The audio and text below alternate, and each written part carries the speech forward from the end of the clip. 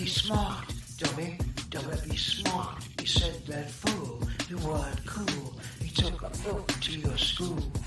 Be smart, dummy, dummy, be smart. Don't get shocked if you get mocked. It's what you find when you use your mind. Don't you sweat it, look 'em in the eye. Don't regret it, hold your head high. Be smart, dummy, dummy, be smart. Try to show some tenderness, even when they're playing chess. You think it's dumb to be smart? But that's the way you make art. So be smart, dummy, dummy, be smart. Use your brain, that's a start. It's okay to be smart. Don't you think that you are cool? Sorry, dummy, the joke's on you. Hi, I'm James Ead, and this is Change Your Mind. I live in the divided states of America, where we're always trying to change somebody else's mind. And do we ever stop and think that we could change our own mind? And how do we change our minds? You know, are we set in stone thinking the same things we've always thought? Can we think differently? How do we do that? How do we change our minds? So this is a show about changing your mind, not someone else's.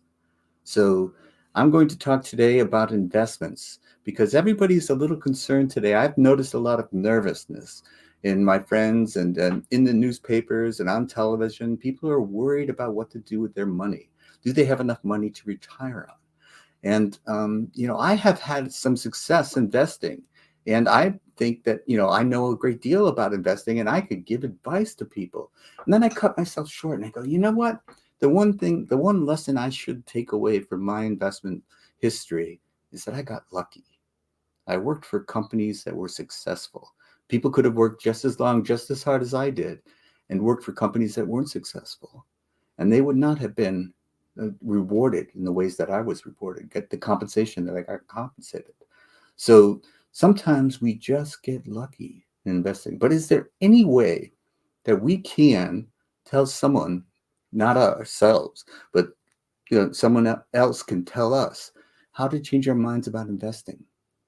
What should we do? Should it all be stocks, all be bonds, all be cash, all be gold? What can we do? And so I came across this book, Monday Morning Millionaire, and I thought, that's interesting. And it was written by a dentist. I got to know more about this. So I have brought on the author today, Milan. Thank you for joining the show today. Delighted to be here. Thank you for inviting me. Oh, it's my pleasure. And I've got to start with your, I'm a hat guy, as you can tell. And so what is the nature of the hat that you're wearing today? Because it has a nice little symbol on it that I don't know what it means. Maybe you can tell. Serbian hat. It's a Serbian hat. I'm Serbian. I was born in Belgrade. Both my parents were Serbian. So I wear a Serbian hat. It's the equivalent of a turban that a Sikh might wear or a yarmulke that a Jewish person would wear. And I wear it for fun.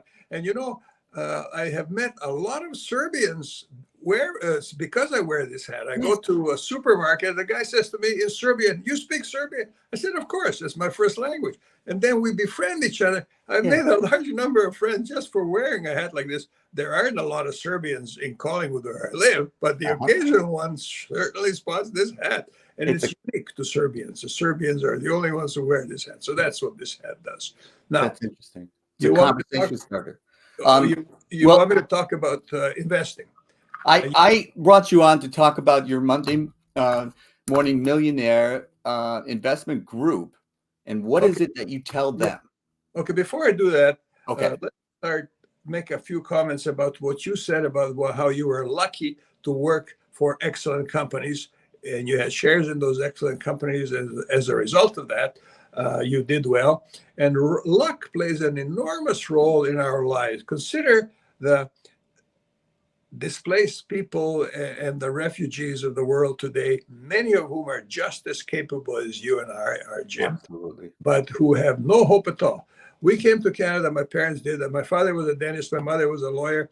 We came to Canada, they scrubbed toilets to get started, but there had prospects. The refugees today have no prospects, just no luck at all. So now you work for a good company. You could have worked for Enron. And people who worked for Enron were encouraged by Enron to own shares in the company. And when the company tanked, some of these people who were in their 70s and 80s wind up being greeters at Walmart. Yeah, they lost their life savings. Lost their life savings. That's really a criminal thing. And I often think about the United States, by virtue of being such a large country, the fourth most populous country in the world. At its best, it leads the world. Of the 10 best universities on the planet, 6 are American. Of the best 25 universities on the planet, some 22, 23 are American. At its worst, America also leads the world. Your chances of getting shot in Florida are greater than your chances of getting COVID. So in a country that large, you have everything. And so I would like to help people do the right thing when it comes to investing. So now, the reason why that book is called Monday Morning Millionaire, because many of our members who are either close to retirement or retired make more money on a Monday morning before breakfast than they did during their best week while working. And so the people who watch this show will be able to do the same thing. Wow. They'll have the information to do that. So the first thing I'd like to do is I'd like to quote David Swensen, who headed the Yale Endowment Fund. And it's the second largest endowment fund in the United States. Harvard has a bigger one, but is the best performing endowment fund by far. Yale's is. And then he said, yeah, Yale does. And he said, asset allocation accounts for the largest share or portfolio returns. So I'm going to talk about asset allocation in a minute. Okay. He also said, security selection and market timing make no material contribution to return. Wow. Listen to that again. Security selection, that's picking stocks or timing markets, makes no material contribution to returns. So when you look at the results, says David Svensson, on an after-tax basis over a reasonably long period of time, there's almost no chance that you can beat an index fund which tracks the American economy as a whole. So instead of picking stocks, now Wall Street is not our friend. They want us to pick stocks because that's how they make their money. Yes. They want us to trade because that's how they make their money. Traders are losers. Stock pickers are losers much of the time, not all the time, but much of the time. And so Wall Street is not our friend, but we do need them. So we have to keep in mind what David Spencer just said is that asset allocation makes the biggest contribution to overall market returns over a reasonably long period of time. How long is that period of time? The longest period where market declined was 4 years during the Depression in 1928, 1929. 4 years, the longest. Margin requirements there. People needed to have only 10% of the money of what they invested in. And so they were gambling a great deal. Risk, so yes. 4 years was the longest period. So very unlikely to repeat itself. So we know that the American economy, the strongest economy on the planet for over 200 years, is going to be doing better than the Albanian economy, let's say 10 years from now, of course. 5 years from now, very likely. 3 years from now, quite likely. And so that's the investing that we should be making. We should invest in the American economy as a whole. And we can do that by buying a fund which mirrors the S&P 500, which are... Let me stop you just a second. I want to point out that you were born in Belgrade, in Serbia. Yeah. You live in Collinswood in Canada. And you're telling us that it's the U.S. market that you are saying is the best performer over time. So you're not like an American chauvinist saying that. Yeah, that's right. Warren Buffett is saying the same thing, but you could easily accuse him of being an American chauvinist. Right? Yeah. Yeah. But I just wanted to get on record that this is not something that you are saying because you're doing this because you've tracked it. You've listened. Yeah. You've taught yourself that this over time has been the best investment. And to track an index fund, to invest in an index fund. So let me go ahead. I'm sorry to interrupt you. I just wanted to make that point. Sure. Okay. Now, index funds, exchange traded funds, there are more of them now than there are individual securities. but only about Wow. half a dozen or so track the S&P 500, which is the American economy. So we want to participate in the American economy as it's likely to continue growing. You know, empires have a 100% failure rate, but the failure of the American empire is nowhere near in sight yet. You know, when you see the amount of money that's flowing into the United States dollar, enormous, because money goes where it's treated best. So how do we participate in owning the American economy as a whole? Is we buy shares in a fund which tracks the S&P 500, which represents 500 of the largest companies in the United States, which is a pretty accurate representation of the American economy. And Confucius said, study the past if you would view the future. What's happened yesterday is likely to continue. And somebody else said, history doesn't repeat itself, but it rhymes. Yes. So certainly what happened yesterday is very likely to continue. So that's the thing that's very important, is asset allocation. Now, I'm going to talk about how we are Monday morning people and how anybody looking at this show can make 15.6% return on his investment safely. That seems like an outrageous statement, but it does. Yeah. I just so just this stay with me. First of all, okay. It involves derivatives, and derivatives are investments which allow people to own a security for a fraction of its cost. For example, we recommend SPY.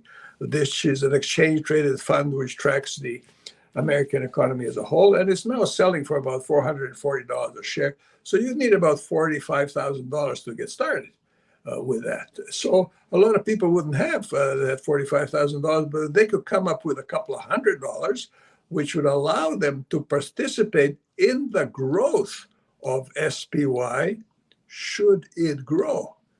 But it has periods when it doesn't grow, in which case people lose their $200 entirely. So many people who are buying derivatives frequently lose 100% of what they put in there. Frequently lose 100%. Why do they do it? Is because it takes so little money to participate in the growth of that security should that growth occurs. Now, we recommend that on a Monday morning, hence the title of a book, people either own or be prepared to own SPY, 100 shares thereof, so that they can write derivatives on it. And that'll cost them about $45,000. So keeping in mind the asset allocation of 50-50 works very well for many people, where they keep 50% of their money in cash or near cash. Near cash would be something like money market. So 50% is in cash or near cash, and 50% is in SPY, which is the American economy as a whole. Now, what happens is if they own SPY on a Monday, they can sell, only sell, never buy derivatives, sell one contract, which is 100 shares of SPY, just out of the money, which gives them a very decent return. And they can keep on doing that every Monday, expiry date Friday of the same week. And they can keep on doing that until that security is called away from them because the SPY traded at a strike price, at a market price higher than the one which they sold the right to people to own it. So now they're fully in cash. When they're fully in cash, it allows them to sell cash secured puts on a Monday, expiry date on a Friday, cash secured puts just inside the money. And they keep on doing that. Every Monday, sell cash secured puts, one contract per 100 shares, until the security is put to them. Now they're back in SPY, allowing them to sell covered calls again. So between these two actions, sell covered calls when you own SPY, sell cash secure puts when you have cash because it's been called away from you, that results in a return of 15.6% annually safely.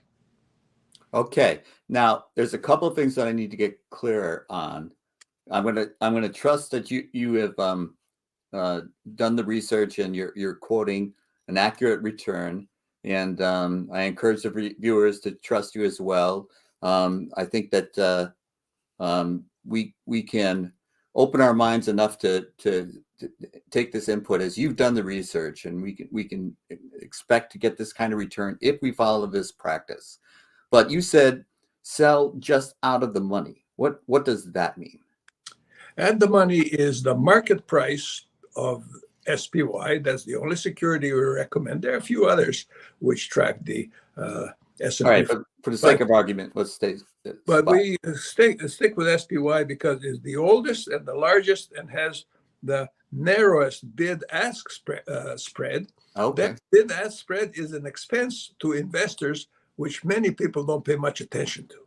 And SPY is very narrow, very low price. So SPY and at the market is the market price of SPY. So on a Monday, at the market price, just one bit outside that market price, say it's selling 445, you sell covered calls at 4,655, 445, 456, 457, very close, just outside that at the market. When it's called away from you because the person who bought it at the market price has the right to, not the obligation, but the right to take it away from you at the market price which you sold it to that person for. When that happens, then you are in cash. Now, you sell a cash secured put just inside the market. That line, which represents the stock price at that moment, just inside that line, you sell cash secured puts. And so if it's 45, inside the money would be selling a cash secured puts for like 44. Yeah, that's right. Just the first, you take a look at what's called an options chain. Go to your bank account, open an account. Say in the United States, people can do this in tax advantage accounts. In Canada, they can't. In Canada, they have to open a separate account. So go to your account and take a look at whether you're in cash or whether you own the security. And always sell, never buy, only sell on a Monday, expiry date on a Friday, just outside the money if you happen to own the security, and just inside the money if you happen to be in cash. And between these two actions, you will be making 15.6% annually, safely, forever. This is mind-boggling. So I have two questions right now. One is, when you say go to your bank, we could go to a brokerage firm. Yeah, sure, yeah. An investment bank. And something like that, right? Whatever you're comfortable trading. Yeah. And the not a commercial, not a commercial bank, but an investment bank. I just wanted to clarify that, right? Because my Wells Fargo account wouldn't help me here, but that's right. A brokerage would, or some. Anyways, most people who have any experience investing will know how to buy something, but you need 100 shares to participate, to do derivative trading. Yeah, you do. You need 100 shares. Okay. Wells Fargo, for instance, you could do that with Wells Fargo, and I think Wells Fargo is selling for somewhere around $60 or so. I'm not sure. So I don't know either, but yeah. So you'd only need 6,000 instead of 45,000, but it's selling at a fraction. Except there's always risk involved when buying an individual security. Pennsylvania Central Railroad, for example, went broke in the early 60s. And railroads used to be the safest place to invest. Yes. At the end of the 19th century. Nobody would ever think that a railroad would go broke. Pennsylvania Central Railroad was one of the bigger ones. So buying individual stocks can be associated with risk, which just isn't there when you buy the American economy as a whole. And let me tell you, get your reaction to when I was like, for my grandmother, for example, when she was getting older, her husband had died, and we all of her investments were in stocks that paid dividends. And we felt like that was like the phone company type of stocks and things that paid good dividends. And we thought that they were called widow stocks for that reason, because Let me explain that they were called widows and orphan stocks. Widows and orphan stocks. That's right. Yeah. And so the idea was these are safe. The phone company wasn't going to go out of business, and they paid a cash dividend that kept you getting some money, income. And what you're recommending doesn't involve dividends, right? Doesn't involve dividends. No, actually, it's very little consequence. For instance, if you own SPY, it does pay dividends, not a lot, but you know when the dividend date is going to be, and you can make sure that you own it at that time, and you'll get a dividend, which is peanuts compared to the 15.6% that you get here we're talking about. And so when I was in practice, I had several very wealthy, they were always widows, I don't know why, several widows who lived off their the dividends that their portfolio that their husband had put together for them would give them. They never paid attention to the market. They never paid attention to the market movement. They just made sure that they were cashing their dividends whenever they got paid. And the portfolio was large enough for them to be able to live comfortably from the dividends that those securities, those stocks paid, without having to pay any attention, because they had no interest and no knowledge of how to manage the market. Now, doesn't matter how well you're doing, there will always be better investments out there. So yeah, someone will be bragging at the next party about their investment. Exactly. Yeah. So if you tell those widows and orphans there are better ways to invest, why would they bother? They're comfortable with cashing in their dividends regularly. Yes. So the question so if you can come up with the money, and because you're talking about owning 100 shares at say $45 a share, that's 45, but you want the asset allocation also to be half cash. So that's another 45. So you're talking almost $100,000 to get started. That's right. Now, I don't want that to sound like this is an unmanageable amount of money, because people that are saving for retirement, if you don't have $100,000, you're going to be uncomfortable in your retirement, I believe. Of course. Yeah. Let me just mention this, Jim, about the cash portion of your asset allocation.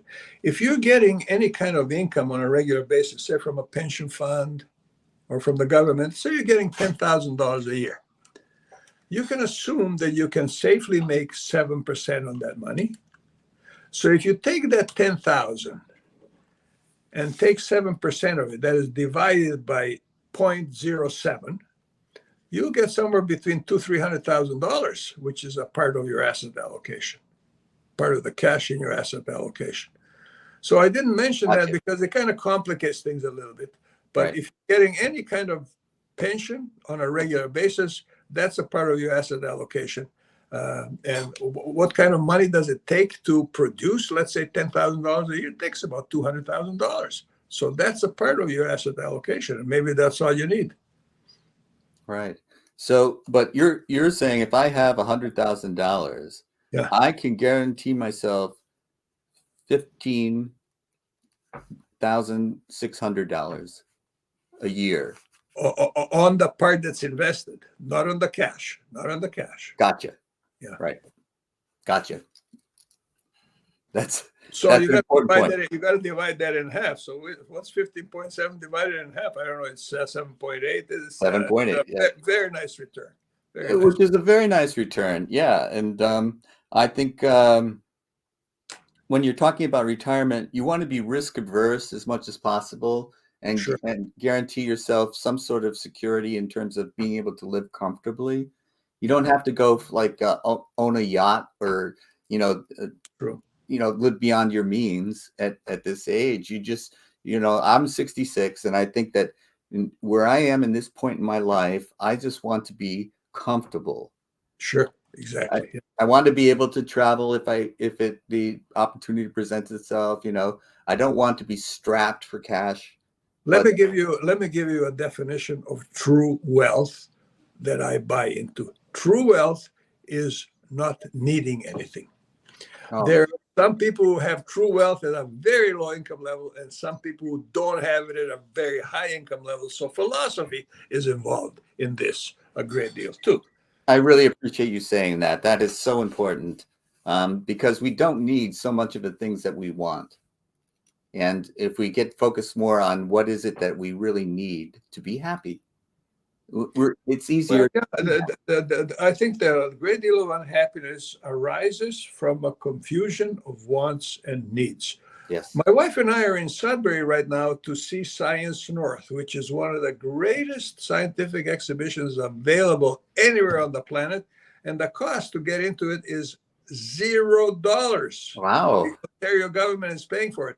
We got here in our Tesla, which is 7 or 8 years old, for which we paid no money to recharge it because they were selling Teslas at that time when we bought it, and the risk was fairly significant. So to encourage people to buy it, they said you can charge your Tesla at a supercharger at no charge. So we were able to drive today 400 kilometers, 300 miles or so, without paying a nickel for gasoline. So it didn't cost us anything to get here. So we have to pay for a hotel overnight. Uh-huh. See that the Science North, which I would recommend to anybody, at $0. The Albert Knox Gallery, for example, in Buffalo, is also within easy driving distance, and we're going to do that next week. It doesn't cost a lot to get to Buffalo in a car like ours, and it doesn't cost a lot to get into the Albert Knox Gallery, which is one of the finest galleries in the United States. Yeah. You're describing an idyllic life, and that I really hope that people that are listening, hi mom, are going to tell themselves, I can do this, because of course they can. Of course they can. Yeah. Yes. Yeah. And the idea we want to say, I wanted to cover two other questions I had is like, when you mentioned puts and calls, I want to be clear on what that means. When you're saying sell only, never buy, and Monday morning you want to sell calls on SPY, you already own 100 shares, and you're going to sell a covered call on SPY. One contract. Yeah, that's right. One contract. And it's a call. And tell me what a call means. A call, people who buy a call have the right to acquire that security from the seller at the market price at the moment. And they would only do so if the market price is higher than the one that they paid for. So then they're making up that difference between, say, you sell a covered call, let's say at $445 a share, and they buy that from you, and it goes up to $450 a share. They now have a right to acquire from you that security for $445 when it's selling at $450, and that $50 is their winning. So what's in it for me? What's in it for me, the seller? The seller, in it for you is the immediate premium income that you get when you sell. When you sell, the buyer pays you, let's say, $200 contract. That $200 is in your wallet. You can do whatever you want with it immediately. So whether or not it goes up or down, I get the premium. Get the premium income. That's right. Yeah. Yeah. Wow. And so this sounds complicated. This sounds complicated, but once you've done it once or twice, it's a piece of cake. My wife and I take turns doing it every Monday before breakfast. So the Monday she does it all, and I sit and watch, and then another Monday I do it all, and she sits and watches. And by the way, your viewers, I'd recommend that both spouses be involved in this type of activity, because I've seen a lot of always widows who have very little understanding of money management take a serious beating by having somebody manage their money for them, while that manager does nothing illegal. I think I mentioned to you one time, when you have a widow who had inherited $5 million from her husband, 2, 3 years later, that was worth $1 million. And the advisor had done nothing illegal. So we have to, I say you can teach a high school student how to equal the market in 10 or 15 minutes. Here, I'll show you how to do that. You say to a high school student, go to your investment bank and open an account. And take all the money that you have and put it into SPY. And that's all there's to it, to equal the market, which most investors trail by 40%. Equaling the market is a piece of cake. Beating the market is next to impossible. And I've just described the way to beat the market, by the way. This cover call and cash secure put selling, only sell. So you get 15.6%, but only with half of your portfolio, because half of it's in cash. So there you go. You're making 7.8% annually, which is decent, very decent. So money managers encourage people to live on 4% of their income.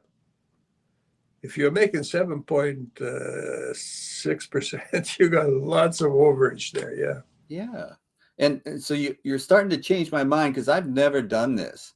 And I'm thinking that, but I have two different types of portfolios that I need. One is the foundation that I run, and I try to be very conservative with that. Would you recommend that for a conservative? Jim, I don't think it could be any more conservative. The market will fluctuate. That's for sure. And you take advantage of those fluctuations. Right. By using the steps that I described here. Okay, so we are selling a call out of the money, a little bit more than market, and then with an expiration date of Friday. Yeah. And then Monday morning, depending on whether we're in cash or still in stock. Yeah. We're either going to sell a cash covered put. Only sell, never buy. Only sell, never buy. Uh-huh. Only sell, never buy. Now, this is something I can remember. I didn't even write that down. Yeah. The buyers stand to make a lot of money for the little money that they put in, but they stand to lose it all. 100% loss is very common for buyers of derivatives. Puts and call buyers often lose everything they have in there, but they don't have a large amount in there. That small amount allows them to benefit from the growth or from the decline of that security, right, should that happen.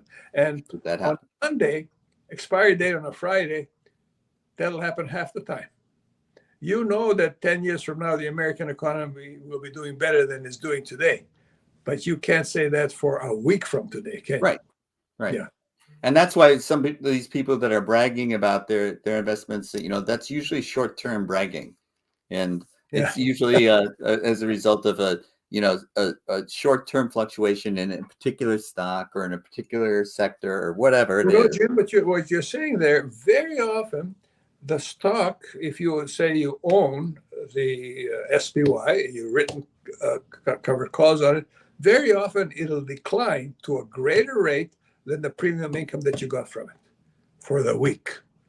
But you don't care about what happens for the week, except you care about getting that premium income. Right. Knowing that down the road, SPY is going to be worth more. Right. So you're in it for the long term. Yeah.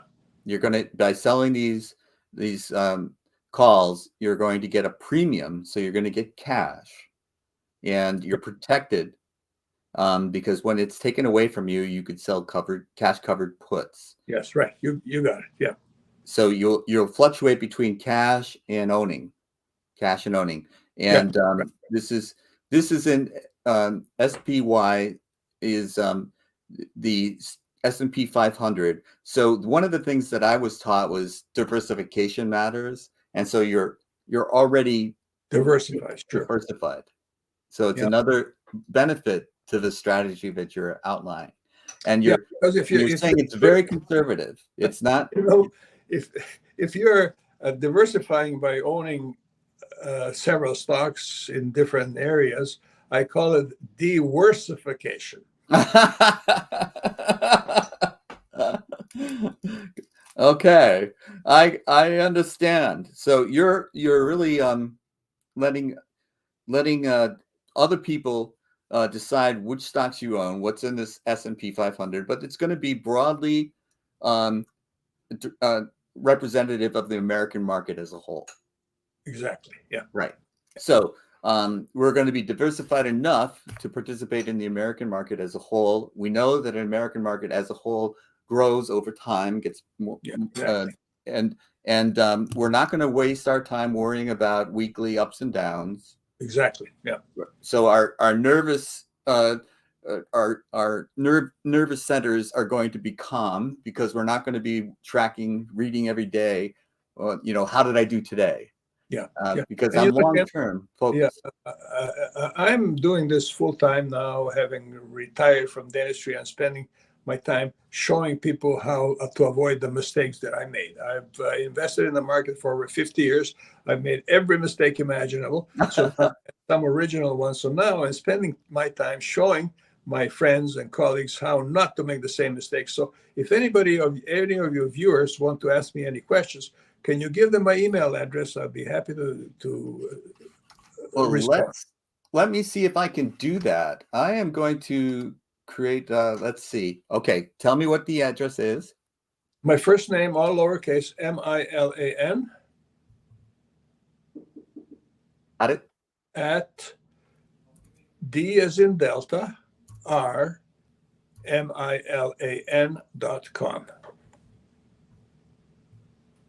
I think I know what this is. This is I'm going to add the banner and I'm going to show it right now. How's that? That's it. Yep. Mhm. Okay. Yeah. All right. So people can write to you and ask. And the other thing that I want to remind them of is that they can buy this book. Is that correct? Is it still in print? Yeah. They can buy that book actually for a shipping cost. I don't charge for the book. I give it away. I just get them to cover the shipping costs. Oh, that's wonderful. The I price hope is right. it's selling very, very well because with this book, I don't do that. They have to pay. Well, you're smarter than I am in that respect. I have some mistakes left to make, but you have changed my mind. I'm going to go and practice this. I'm going to do a test run and see if this works for me. But I really don't see a downside to this, especially with a portfolio that I want to maintain. I don't want to take wild risks in, and I don't want to. I will say one of my blunders investing wise is Jim, there's another upside here that we haven't mentioned, and that is to do this takes less than 15 minutes a week. wow. Yeah, it doesn't take constant watching the market, which stock pickers have to do. Takes 15 minutes a week. Wow. You said you're doing it Monday morning before breakfast. Monday morning before breakfast, yes. Yeah. That is reassuring to me. So I hope people have gotten some benefit from this. I know I have changed my mind. You've changed my mind about how I'm going to do this. Now it's not all of the money that I have to invest in, but it's going to be a portion of it. And I'm going to report back to you at drmilan.com And whether or not I'll tell you this, Jim. Someday, not too long from now, it'll be all of your money and not just some of it. It's baby steps now. Yeah, right. Yeah. Well, thank you so much for joining us today on Change Your Mind. And I will talk to you soon, I hope. And I really appreciate your giving us the benefit of your mistakes in the past. Delighted to do it. Thank you for inviting me. Thank you. I'm going to take you backstage now. All right. That was Dr. Milan at Milan at drmilan.com. And I want to let you all know that I have known him for some time now as a result of fact finding about his book, Monday Morning Millionaires. And so I can attest that he does know what he's talking about. And I have decided that I'm going to change my mind about my investment portfolio. So hopefully you'll Tune in next week and find out how I'm going to change my mind then. Thank you for watching this week's episode of Change Your Mind. And the Roman god Janus in my lower left-hand corner is going to be replaced by a more modern version because we can change our minds. And just remember, every weekend is a new beginning. Thank you.